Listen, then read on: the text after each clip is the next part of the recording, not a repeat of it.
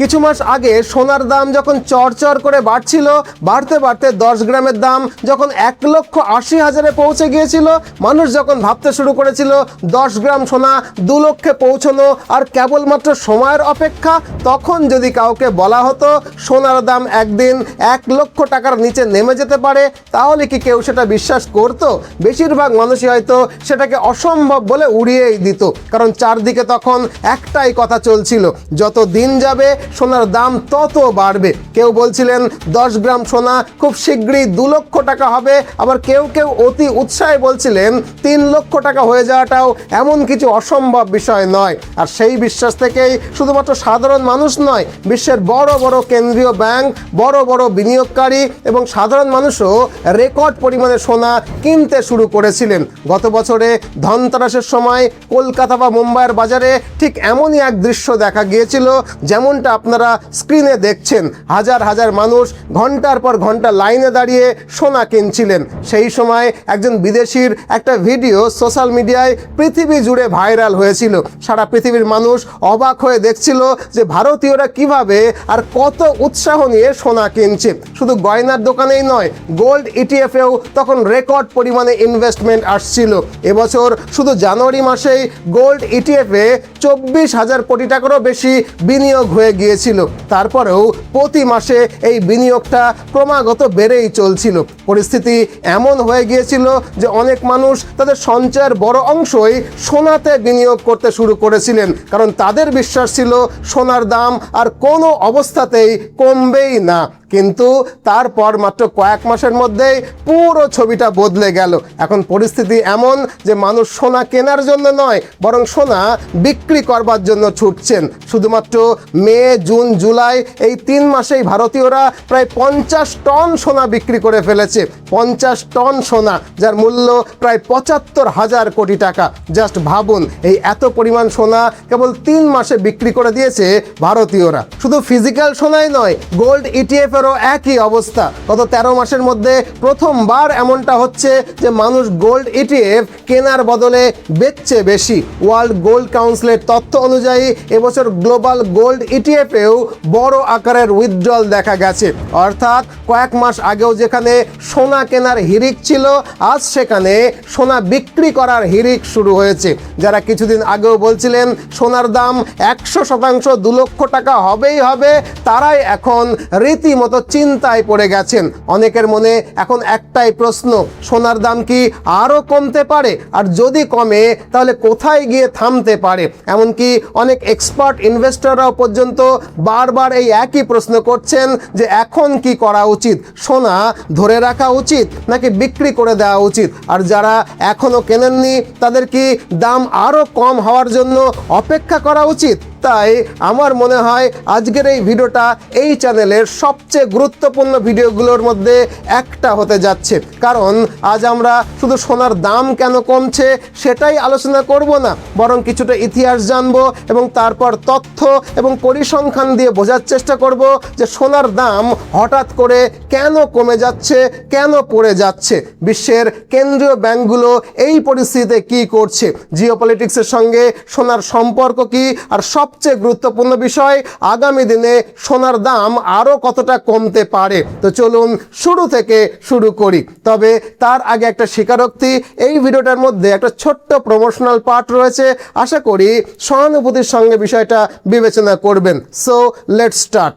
দেখুন, যদি সত্যি সত্যিই আমরা সোনার অতীত, বর্তমান আর ভবিষ্যৎটা বুঝতে চাই, তাহলে আমাদেরকে অবশ্যই গ্লোবাল জিওপলিটিক্স বা বিশ্ব ভূরাজনীতিটা বুঝতে হবে। কারণ জিওপলিটিক্সটা ঠিকঠাক না বুঝলে সোনায় বিনিয়োগের বিষয়টা ঠিকঠাকভাবে বোঝা মুশকিল। তবে আমরা যখন সোনা, ডলার বা শেয়ার বাজারে ইনভেস্টমেন্টের বিষয়ে সিরিয়াস আলোচনা করি, তখন সঠিক সময়ে সঠিক সিদ্ধান্ত এবং সঠিক প্ল্যাটফর্ম ব্যবহার করা, এই দুটোই কিন্তু সমান গুরুত্বপূর্ণ হয়ে দাঁড়ায়। রিসেন্টলি হয়তো অনেকেই শূন্য অ্যাপটা ব্যবহার করেছেন। শূন্য হলো একটা আধুনিক ট্রেডিং এবং ইনভেস্টমেন্ট প্ল্যাটফর্ম, যেখানে খুব সহজে এবং দ্রুততার সঙ্গে ইনভেস্টমেন্ট করা যায়। তবে এর সবচেয়ে বড় আকর্ষণ হলো এর প্রাইসিং। ইকুইটি ডেলিভারির ক্ষেত্রে এখানে জিরো ব্রোকারেজ, অর্থাৎ আপনি যদি লং টার্ম ইনভেস্টমেন্ট হিসাবে শেয়ার কিনে থাকেন তাহলে ব্রোকারেজ নিয়ে আপনাকে কোনো চিন্তাই করতে হবে না। আর যদি আপনি ফিউচার অ্যান্ড অপশনে ট্রেড করেন তাহলে প্রতিটা এক্সিকিউটেড অর্ডারে ব্রোকেজ শুরু হয় মাত্র 5 টাকা থেকে, যা অন্যান্য অ্যাপ থেকে অনেকখানি সস্তা। তাছাড়া প্ল্যাটফর্মটির ইন্টারফেসও খুবই ক্লিন, ইউজার ফ্রেন্ডলি এবং ইজি টু অ্যাক্সেস। আপনি যদি স্টক মার্কেটে একেবারে নতুনও হন তাহলে সুন্দর, easy and natural interface design আপনার ভালো লাগবেই লাগবে। আবার ধরুন কোনো ক্ষেত্রে দেখা গেল ইনভেস্ট করবার জন্য আপনার কাছে এনাফ ক্যাপিটাল নেই, সেক্ষেত্রে সুন্দর নতুন মার্জিন ট্রেডিং ফ্যাসিলিটি বা এমটিএফ ফিচারটি আপনার কিন্তু কাজে আসতে পারে।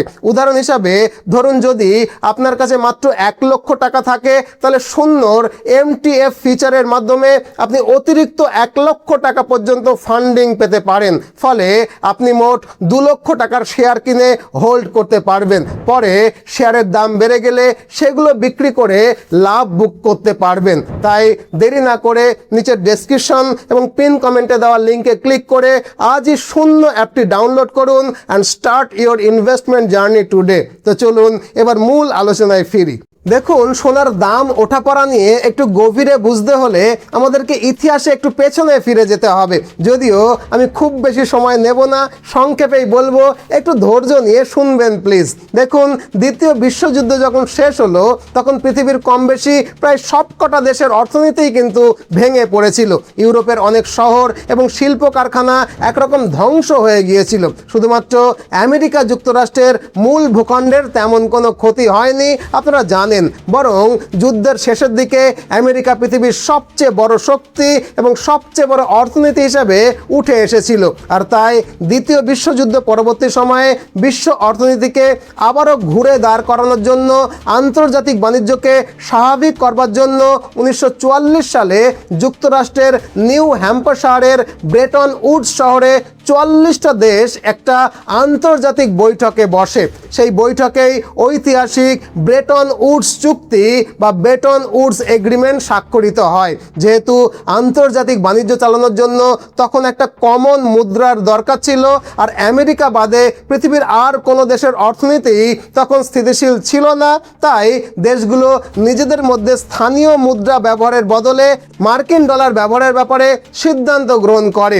এর ফলে ধীরে ধীরে মার্কিন ডলার বিশ্বের রিজার্ভ কারেন্সিতে পরিণত হয়ে যায়। তবে সেই সময় মার্কিন ডলারের সবচেয়ে বড় শক্তি ছিল যে এটি সরাসরি সোনার সঙ্গে সংযুক্ত ছিল, মানে গোল্ড ব্যাকড ছিল।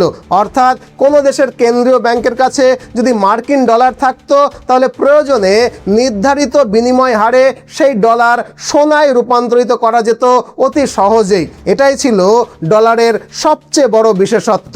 আর এজন্যই সব দেশ ডলারকে স্বীকারও করে নিয়েছিল। তাই বাকি দেশের সামনে তখন দুটোই পথ খোলা ছিল, হয় সোনা কিনে সেটাকে রিজার্ভ হিসেবে সংরক্ষণ করবে, নিরাপদে রাখবে এবং প্রয়োজনে লেনদেনের জন্য বহন করবে, নতুবা সহজভাবে মার্কিন ডলার রাখবে, যে ডলার পৃথিবীর যে কোনো জায়গায় খুব সহজে বহন করা যাবে এবং ব্যবহার করা যাবে। আর প্রয়োজন হলে সোনাতে আবার যে কোনো সময় রূপান্তরিতও করে নেওয়া যাবে। মানে বুঝতেই পাচ্ছেন, ডলারের অ্যাডভান্টেজটাই কিন্তু বেশি ছিল। আর তাই ধীরে ধীরে মার্কিন ডলারই বিশ্বের আন্তর্জাতিক ট্রেডিং কারেন্সি হিসাবে স্ট্যাবলিশড হয়ে গেল। তবে ব্রেটন উডস ব্যবস্থার একটা বড় দুর্বল দিকও কিন্তু ছিল, যে দুর্বলতার কথা প্রথম তুলে ধরেছিলেন বেলজিয়ামে জন্ম নেওয়া মার্কিন অর্থনীতিবিদ রবার্ট ট্রিফিন। ট্রিফিনের যুক্তি ছিল, যদি মার্কিন ডলার বিশ্বের রিজার্ভ মুদ্রা হয়ে যায় তাহলে পৃথিবীর প্রায় সব দেশই তাদের বৈদেশিক মুদ্রার রিজার্ভে রীতিমতো ডলারকে জমা করে রাখতে শুরু করবে। আর বিশ্বের অর্থনীতি যত বড় হবে, আন্তর্জাতিক বাণিজ্য ততটাই বাড়বে, ফলে আরও বেশি ডলারের প্রয়োজন হয়ে পড়বে। আর ডলারের সেই বাড়তি চাহিদা পূরণ করতে যুক্তরাষ্ট্রকে আরও বেশি ডলারকে ছাপাতে হবে, আরও বেশি ডলারকে বাজারে ছাড়তে হবে। আর এভাবে এক্সট্রা ডলার ছাপাতে ছাপাতে একসময় এমন পরিস্থিতি আসবে যখন বিশ্বের প্রয়োজনীয় ডলারের পরিমাণ যুক্তরাষ্ট্রের সোনার মজুদের তুলনায় অনেকটা বেশি হয়ে যাবে। আর সেই সময় যদি বিভিন্ন দেশ একসঙ্গে যুক্তরাষ্ট্রের কাছে তাদের ডলারের বদলে সোনা দাবি করে, তাহলে আমেরিকার কাছে অত সোনা থাকবে না যে আমেরিকা সবার চাহিদাকে একসঙ্গে পূরণ করতে পারবে। আর যদি এমনটা ঘটে তাহলে মানুষ ডলারের ওপর থেকে আস্থা হারিয়ে ফেলবে, এমনকি ডলারের মূল্য ধসেও পড়তে পারে। এই সমস্যাটাকে অর্থনীতির ভাষায় বলা হয় ট্রিফিন ডাইলেমা। আর সবচেয়ে আশ্চর্যের বিষয় হলো সময়ের সঙ্গে সঙ্গে এই আশঙ্কা বাস্তবেও রূপ নিতে শুরু করে। 1960-এর দশকের শেষের দিকে বহু দেশ, বিশেষ করে ফ্রান্স, তাদের কাছে থাকা মার্কিন ডলারের বিনিময়ে যুক্তরাষ্ট্রের কাছে সোনা দাবি করতে শুরু করে। সেই সময় ফ্রান্সের প্রেসিডেন্ট ছিলেন চার্লস দ্য গোল। তিনি এতটাই আশঙ্কিত হয়ে পড়েছিলেন যে শুধু এই সোনা ফিরিয়ে আনতেই ফ্রান্সকে 44টা জাহাজ এবং 129টি বিমান ফ্লাইট পাঠাতে হয়েছিল। এরপরে অন্যান্য দেশও যখন একইভাবে সোনা দাবি করতে শুরু করলো, তখন ধীরে ধীরে যুক্তরাষ্ট্রের সোনার রিজার্ভ কমতে শুরু করে দিল। চাপ এতটাই বেড়ে গেল যে 1971 সালের 15ই আগস্ট মার্কিন প্রেসিডেন্ট রিচার্ড নিক্সন একটা ঐতিহাসিক ঘোষণা করেন। তিনি ঘোষণা করেন যে পরবর্তী নির্দেশ না দেওয়া পর্যন্ত মার্কিন ডলারকে আর সোনায় রূপান্তরিত করা যাবে না। সম্ভবত এই সিদ্ধান্ত নেওয়া ছাড়া তার আর অন্য কোনো উপায়ও ছিল না, কারণ যদি সব দেশ একসঙ্গে সোনা চাইতো তাহলে যুক্তরাষ্ট্র সেই সোনা কোথা থেকে দিত। এই ঘোষণার মাধ্যমে যুক্তরাষ্ট্র জানিয়ে দেয় এরপর থেকে আর কোনো দেশ ডলারের বিনিময়ে সোনা পাবে না। ইতিহাসে এই ঘটনায় নিক্সন শক নামে পরিচিত। আর এর মাধ্যমেই কার্যত ব্রেটন উডস ব্যবস্থা শেষ হয়ে গেল। এর আগে ডলারের মুদ্রা নির্ধারিত হতো সোনার ভিত্তিতে, আগেই বলেছি, কিন্তু নিক্সনের নতুন ব্যবস্থায় ডলারের মূল্য নির্ভর করতে শুরু করলো শুধুমাত্র বিশ্বাসের ওপরে। আশা করি পুরো বিষয়টা বোঝাতে পারলাম। এখন গত কয়েক বছরে সোনার দামে আমরা যে বড় উত্থান দেখছি, তার সঙ্গে এই ব্যবস্থাও কিন্তু সরাসরি সম্পর্কিত। কিভাবে, চলুন সেটাই একটু বুঝে নেওয়া যাক। দেখুন, ব্রেটন উডস ব্যবস্থা যখন ভেঙে দেওয়া হলো, সেই সময় আমেরিকা পৃথিবীর একমাত্র সুপার পাওয়ার হিসাবে অলরেডি আত্মপ্রকাশ করে গেছে। তাই ডলারের সঙ্গে সোনার সরাসরি সম্পর্ক না থাকলো তো কি হলো, কোনো দেশের পক্ষেই তখন আমেরিকার বিরুদ্ধে কথা বলাটা সম্ভবই ছিল না। তাছাড়া তখন প্রত্যেক দেশের কাছেই অলরেডি প্রচুর পরিমাণে ডলারের সঞ্চয় রয়েছে।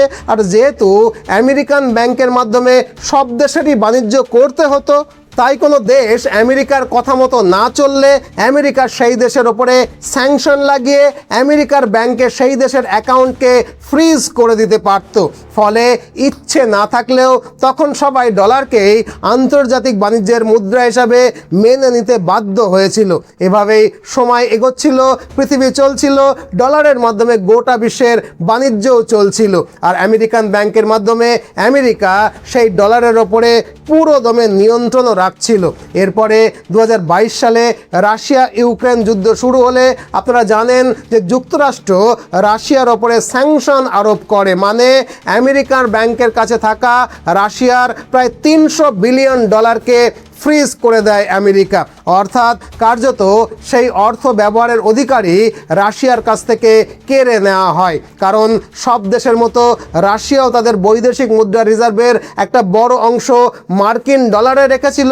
কারণ রাশিয়ার বিশ্বাস ছিল যেহেতু ডলার আন্তর্জাতিক মুদ্রা, তাই আমেরিকা কোনো অবস্থাতেই তাদের আন্তর্জাতিক বিশ্বাসযোগ্যতাকে নষ্ট হতে দেবে না বা নষ্ট করতে চাইবে না। কিন্তু বাস্তবে ঠিক তার উল্টোটা ঘটল। আর রাশিয়ার এই পরিণতিটা দেখে বিশ্বের সব দেশ তখন একটা বড় শিক্ষা নিল।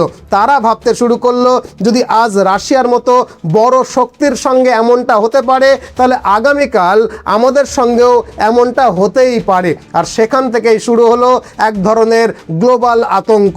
আর সেই আতঙ্ক থেকেই পৃথিবীর প্রতিটা দেশ যতটা পারলো ডলারের ওপরে তাদের নির্ভরতা কমাতে শুরু করে দিল। ফলে বিশ্বের প্রায় সব দেশের কেন্দ্রীয় ব্যাংক ব্যাংক তখন ব্যাপক হারে সোনা কেনা শুরু করলো। চীন প্রায় 350 টন, পোল্যান্ড 320 টন, তুরস্ক 220 টন, ভারত প্রায় 130 টন সোনা কিনে তাদের রিজার্ভকে বাড়ালো, যার ফলে মাত্র 3 বছর আগে যেখানে বিশ্বের মোট বৈদেশিক রিজার্ভের মাত্র 16% ছিল সোনা, সেখানে মাত্র 3 বছরের মধ্যেই সেই অংশটা বেড়ে গিয়ে দাঁড়ালো 27%। আর বিশ্বব্যাপী সোনার চাহিদা হঠাৎ করে বেড়ে যাওয়ার কারণে 10 গ্রাম সোনার দাম 70,000 টাকা থেকে বেড়ে সরাসরি 1,70,000 টাকায় পৌঁছে গেল। আর সোনার দাম রোজ বাড়ছে দেখে সাধারণ খুচরো বিনিয়োগকারীরা তখন একটা বড় ভুল করে বসলো। মানুষ ঘন্টার পর ঘন্টা লাইনে দাঁড়িয়ে সোনা কিনতে শুরু করে দিল। শুধু তাই নয়, রিটেল ইনভেস্টররা গোল্ড ইটিএফেও অন্ধের মতো টাকা ঢালতে শুরু করলো। আর চাহিদা বেড়ে যাওয়ার ফলে বাজারের সাধারণ নিয়ম অনুযায়ী সোনার দাম আরও বাড়তে শুরু করে। আর সোনার দাম আরও বাড়ছে দেখে সাধারণ মানুষ আরও বেশি বেশি করে সোনা কিনতে শুরু করে। এভাবে সোনার দামের ঊর্ধ্বগতি শুরু হয়। তখন সবার যুক্তি ছিল, গত 6 মাসে যখন এত ভালো রিটার্ন পেয়েছি, নিশ্চয়ই ভবিষ্যতে এরকম ভালো রিটার্নই পাবো। এখন সমস্যা হলো, পৃথিবী সবসময় অনিশ্চিত। বাজারে যে গতি ছিল তাতে এই ঊর্ধ্বমুখী র্যালি অবশ্য আরও কিছুদিন চলতেও পারত, পরিস্থিতিও অনেকটা সেদিকেই ইঙ্গিত করছিল। কিন্তু ঠিক সেই সময়ে যুক্তরাষ্ট্র ইরানের ওপরে হামলা চালিয়ে দিল। এখন অনেকেই ইরানের ওপরে আমেরিকার এই হামলাকে আর 5টা সাধারণ যুদ্ধ বললেও ভূরাজনৈতিক বিশেষজ্ঞরা বললেন যে ডলারকে বাঁচাতে এটা ছিল ডোনাল্ড ট্রাম্পের পরিকল্পিত একটা পদক্ষেপ। কেন বলছি কথা একটু পরে আপনারা একাই বিষয়টা বুঝতে পারবেন। এখন যুক্তরাষ্ট্র যখন ইরানের ওপরে হামলা চালালো তখন সোনার দাম তো আরও বেশি বাড়ার কথা ছিল, তাই না?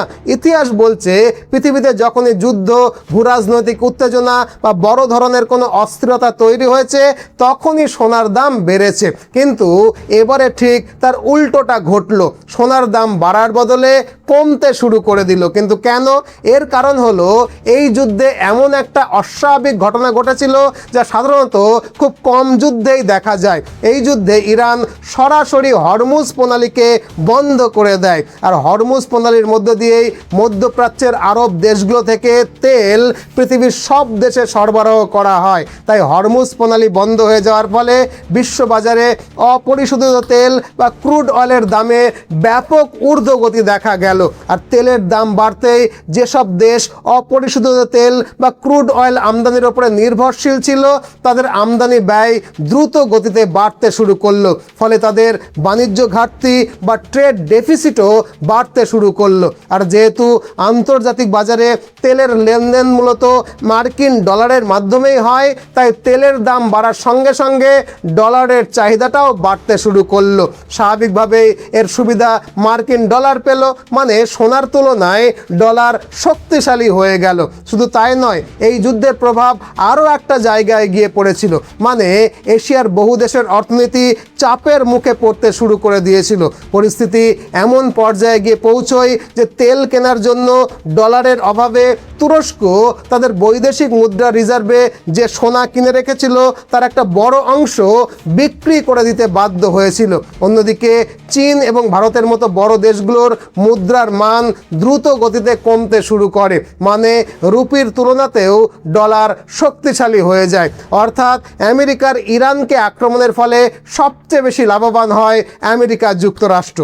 তবে শুধু তেল নয়, আরও একটা গুরুত্বপূর্ণ দিকও রয়েছে। বিশ্বের বিভিন্ন দেশের কেন্দ্রীয় ব্যাংক যারা এতদিন ধরে ধারাবাহিকভাবে সোনা কিনে আসছিল, তারাও সেই সোনা কেনা কমিয়ে দিল, বন্ধ করে দিল। কেউ কেউ তো আবার গচ্ছিত সোনা বিক্রি করতে বাধ্য হলো, কারণ তাদের নিজেদের অর্থনীতি তখন চাপের মুখে পড়ে গিয়েছিল। ফলে তারা নতুন করে সোনা কেনার পরিবর্তে আবারও ডলার কিনতে শুরু করলো, কারণ তেলের আমদানি বিল তো ডলারেই পরিশোধ করতে হবে। আর সেই বিল আগের তুলনায় অনেকখানি বেড়ে গিয়েছিল, কারণ আন্তর্জাতিক বাজারে তেলের দাম অনেকখানি বেড়েছিল। অর্থাৎ একটা বিষয় স্পষ্ট যে সোনার দামের যে বড় উত্থান শুরু হয়েছিল তার অন্যতম প্রধান কারণ ছিল বিশ্বের বিভিন্ন দেশের কেন্দ্রীয় ব্যাংকের ব্যাপক হারে সোনা কেনা। আর বর্তমানে যে দামটা কমছে তার পেছনেও গুরুত্বপূর্ণ ভূমিকা রয়েছে সেই কেন্দ্রীয় ব্যাংকগুলোরই, কারণ তেলের জরুরি পরিস্থিতির কারণে তাদের আবার ডলার ডলারের দিকেই ঝুঁকতে হচ্ছে। এখন মাঝখানে আমেরিকা যুদ্ধ থামিয়ে দিয়েছিল, ফলে সোনার দাম কিছুটা স্থিতিশীল হয়ে গিয়েছিল, কিন্তু এই সপ্তাহে আমেরিকা আবারও ইরানের ওপরে দ্বিতীয়বার আক্রমণ শুরু করায় পৃথিবীর বিভিন্ন দেশের মধ্যে আবারও ভয় ঢুকে গেছে। ফলে তারা সোনা কেনা বন্ধ রেখে প্রয়োজনে সোনা বিক্রি করে আবারও মার্কিন ডলার কিনতে শুরু করেছে। আর এই সব কারণে সোনার দাম এখন ক্রমাগত পড়ে যাচ্ছে। সোনার দাম এখনও 1,20,000 1,30,000-এর আশেপাশে ঘোরাফেরা করছে। তবে ইরান যদি আবারও হরমুজ প্রণালী বন্ধ করে দেয়, তাহলে সোনার দাম প্রতি 10 গ্রাম 1 লক্ষ টাকার নিচে নেমে গেলেও আশ্চর্য হওয়ার কিন্তু কিছু থাকবে না। আশা করি বিষয়টা আপনারা বুঝলেন। এখন সোনার দামের এই আকস্মিক পতনের ফলে সবচেয়ে বেশি বিপদে পড়েছে খুচরো বিনিয়োগকারীরা। কেন? কারণ যখন বাজারের ঊর্ধ্বগতি ছিল তখন অনেকেই দেরি করে সোনা কিনেছিলেন, আর এখন দাম কমতে শুরু করায় সেই মানুষগুলোই অনেকেই আতঙ্কে সোনা বিক্রি করে দিচ্ছেন। সাধারণত খুচরো বিনিয়োগকারীরা চিরকালই এই ভুলটাই করে। এদেরকে বোঝানো যায় না যে আসলে শুধু সোনা নয়, যে কোনো সম্পদের দামই একটা নির্দিষ্ট চক্রকে, একটা নির্দিষ্ট সাইকেলকে অনুসরণ করে। প্রথমে আসে বুল রান, তারপরে আসে কারেকশন, এরপরে অনেক সময় বিয়ার মার্কেট শুরু হয়ে যায়। এটাই শেয়ার বাজারের চিরাচরিত নিয়ম, চিরাচরিত চিত্র। আর এখন তো এর সঙ্গে আমেরিকার ইরান আক্রমণ এবং হরমুজ প্রণালী ব্লকের বিষয়টাও জড়িয়ে গেছে।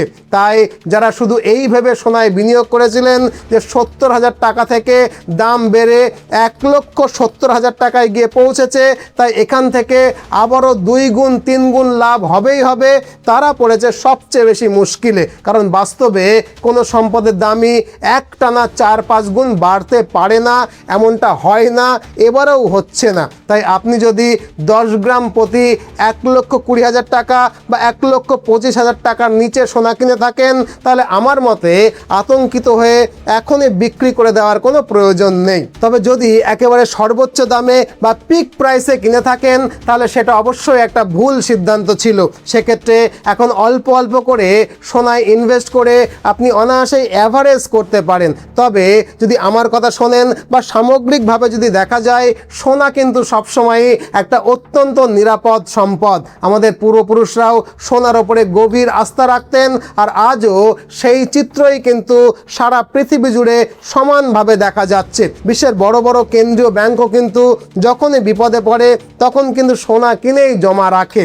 তখন বোঝা যায় যে সোনার প্রতি তাদেরও দীর্ঘমেয়াদী আস্থা এখনও অটুট রয়েছে। আমার বিশ্বাস, অর্থনীতি ধীরে ধীরে স্থিতিশীল হলে কেন্দ্রীয় ব্যাংকগুলো আবারও সোনা কিনতে শুরু করবে। তাই যদি লং টার্মের কথা ভেবে সোনা কিনে থাকেন, তাহলে নিশ্চিন্তে থাকুন, দীর্ঘমেয়াদে বা লং টার্মে সোনার ভবিষ্যৎ নিয়ে কিন্তু আমি ইতিবাচক, পজিটিভ। কারণ সোনা কিন্তু সবসময় সোনাই থাকে।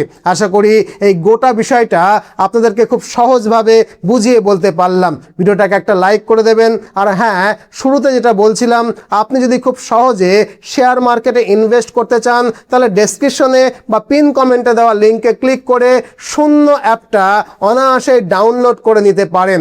আজ এ পর্যন্তই। নতুন ভিডিও নিয়ে আবারও দেখা হবে। ততদিনে ভালো থাকবেন, সুস্থ থাকবেন, সদা সর্বদা ভারতের পক্ষে থাকবেন। জয় হিন্দ, জয় ভারত।